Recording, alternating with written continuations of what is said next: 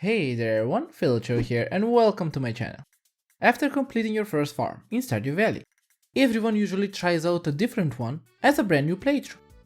We all usually try to experiment with the settings on the new one, or try to install mods at least to change the gameplay entirely, giving you a feel of a brand new start like you're playing a brand new game overall. The thing when starting a brand new farm in Stardew Valley is that you leave everything that happens up to chance. And that mostly includes artifacts, minerals, and even events that happen in the game, which can have an effect on your general gameplay.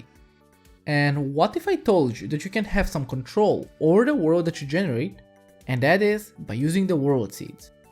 But everyone, before we start with the video, consider subscribing to my channel so you don't miss out any of my future content. I usually make Stardew related videos as well as a few other games as well, and I also stream games weekly per the viewer's choice. So feel free to check out my channel. We know the world seeds from games like Minecraft and Terraria, and they are really useful for players out there that want to change specific parts of your playthrough.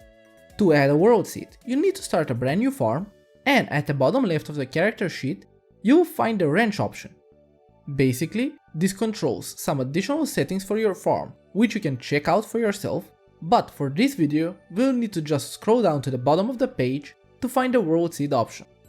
Here you can fill out the text box with a random world seed that will change the gameplay of a brand new farm, offering random events and easily accessible rare items.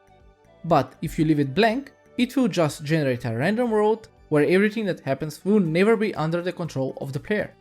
If you decide to use a specific world seed, keep in mind not to use the guarantee year 1 completable, since choosing that option will cause the world seed you use to be randomized in order for the game to offer everything needed for a year 1 completable, changing most of the aspects of the world seed you're using.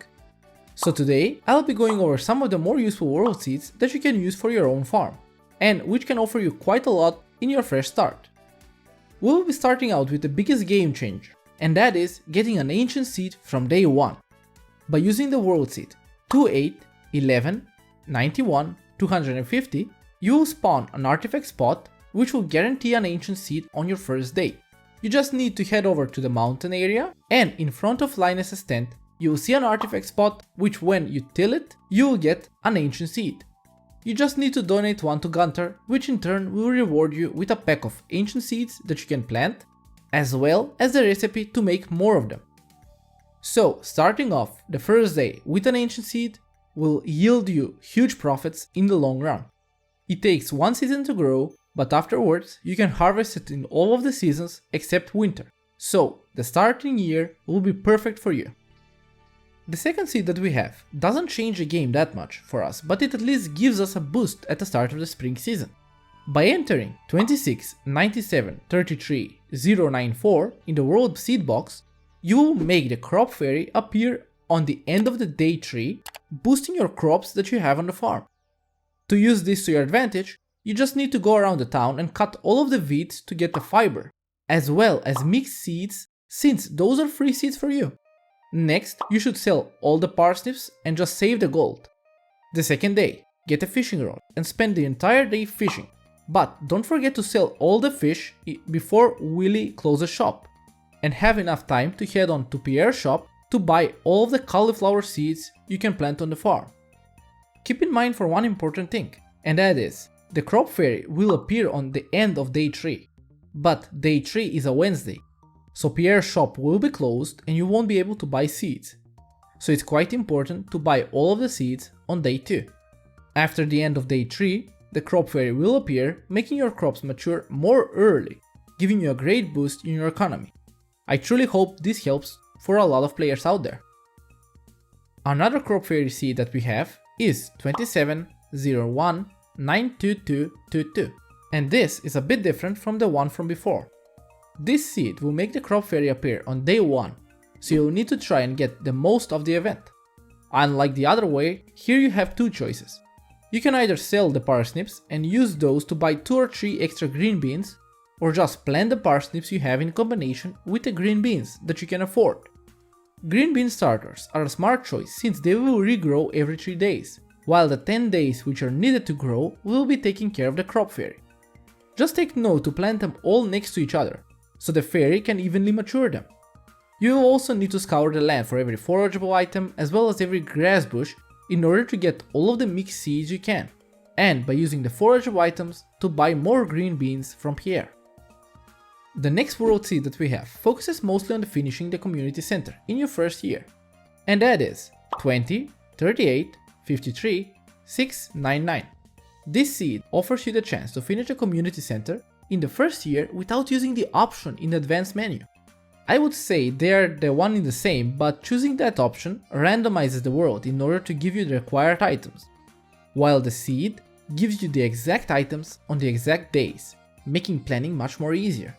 This seed offers ancient seeds on summer 28, and also they will offer various items needed for the community bundles like duck feather spring 5, large goat milk spring 21, nautilus shell and truffle oil summer 12, sturgeon, rabbit's foot and tiger trout summer 21, red cabbage fall 14, truffle and rabbit's foot winter 14, clot, solar essence and coffee bean winter 26. So you should take note of these dates and try to get all of the items needed, since they will be quite expensive if you're only relying on the traveling cart.